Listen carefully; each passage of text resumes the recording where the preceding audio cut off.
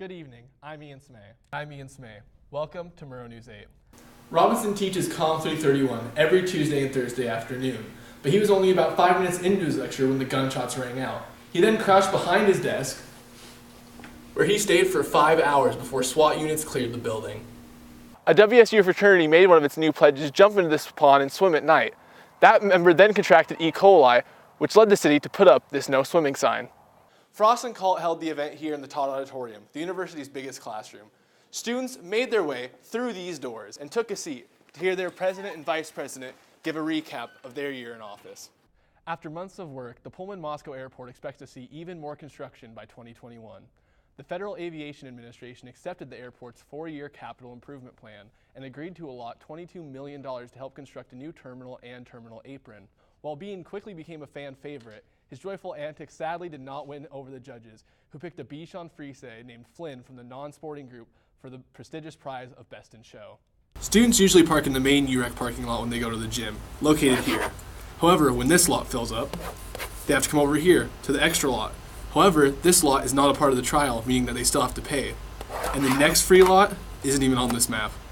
The person responsible for the shooting death of an 18-year-old Pullman man received his sentence today. 17-year-old Keegan Tennant will serve up to 25 years behind bars after pleading guilty to involuntary manslaughter and robbery. A new Washington state law aims to begin closing the gender pay gap through transparency. This updated law gives guidelines to what could constitute wage discrimination in the workplace and states that workers can openly talk about salaries without retaliation from employers. In southeastern Washington, Dayton plays host to a little under 2,500 residents, as well as the Columbia County's Extension Office. Less than 15 students from the county go to WSU, but the Extension Office still offers services. We identify bugs, we help kids with projects, and we help farmers with problems that they encounter. So there's nothing that we don't try to answer or resolve.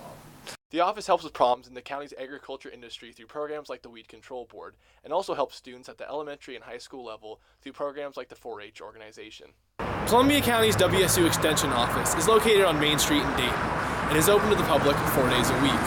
At the Extension Office, which also houses the Columbia County Weed Board, people can find all types of resources. The Extension Office can connect people with research conducted through the university, allowing community members to join in. I've got farmers that are also involved in it, so they're learning as we go along. So it's not, well, we do all of this and then share it with them. We share it with them from the start. Even though only a few college students hail from the county that has less than a fifth of Pullman's population, the office finds a way to impact a large number of people. I go to the Blue Mountain Station a couple times a year also, and that reaches lots of people. So you're asking for a number, but I actually don't really have a number. It's a lot of our county. The College of Agricultural, Natural, and Human Resource Sciences run the WSU Extension offices around the state. The last few days of college can bring relief for some students, especially those at the head of the student body. Overall, being the outgoing, you're just kind of chilling and you're just kind of, letting things go as they flow, and you don't worry as much about some of those things as you used to before. But for some, the end of one administration's term and the beginning of another can bring about some stronger emotions. Oh, I started crying. I was sobbing uncontrollably. As ASWSU President Jordan Frost and Vice President Garrett Colt near the end of their days in office, they will hand off the reins of the student body's highest positions to a new set of leaders. Frost and Colt will walk down this hallway as president and vice president one last time later next week, before they graduate on May 5th. But while their time in the Palouse will soon come to an end, Savannah Rogers and Tyler Parchman's work will just be beginning.